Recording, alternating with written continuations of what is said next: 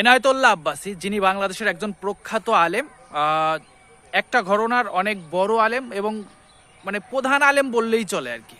ওনার চেয়ে বড় আলেম হয়তো ওই ঘরানার নাই। তিনি দাবি করছেন যে তিনি বাংলাদেশের গ্র্যান্ড মুফতি। এই ব্যাপারটা কি আসলে কতটা গ্রহণযোগ্য? আর তার চেয়ে বড় কথা হচ্ছে ওই জায়গা থেকে তিনি গ্র্যান্ড মুফতি, প্রধান মুফতি বাংলাদেশে, সেই জায়গা থেকে তিনি বিভিন্ন আলেম সম্পর্কে, বিভিন্ন বড় বড় ব্যক্তিদের সম্পর্কেও কাফের ফতোয়া দিয়ে থাকেন।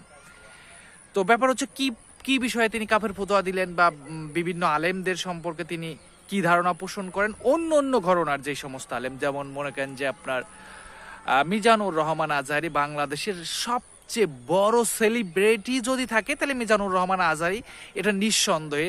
তার বক্তব্য, তার মাহফিলে 10 লাখ 20 লক্ষ লোক হয়, ব্যাপারটা বিশাল বড় ব্যাপারে। তো ওনার একটা কথার কারণে তিনি তাকে কাফের ফতোয়া দিয়ে দিয়েছেন।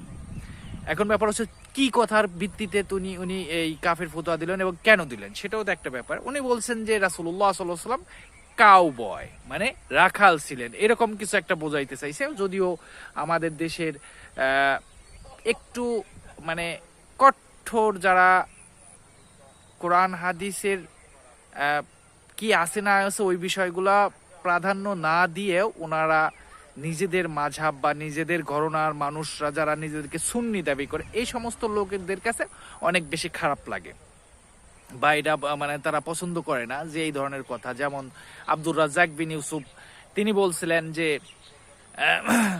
রাসূলুল্লাহ সাল্লাল্লাহু আলাইহি সাল্লামের মুখে দুর্গন্ধ, এটা জিবরাইল আলাইহিসসালাতু আসসালাম বারবার এসে তার মুখে মেসওয়াক করার কথা বলছেন।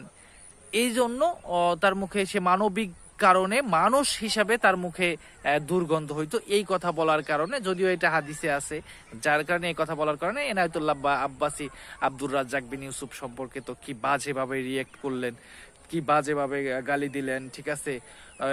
কাজ্জাব বিন ইউসুফ, ওকে জুতা মারা দরকার, ও তো কাফের হয়ে গেছে, এই ধরনের এগুলা তো আপনারা শুনছেনই। যদি না শুনে থাকেন একটু শোনাই আপনাদের।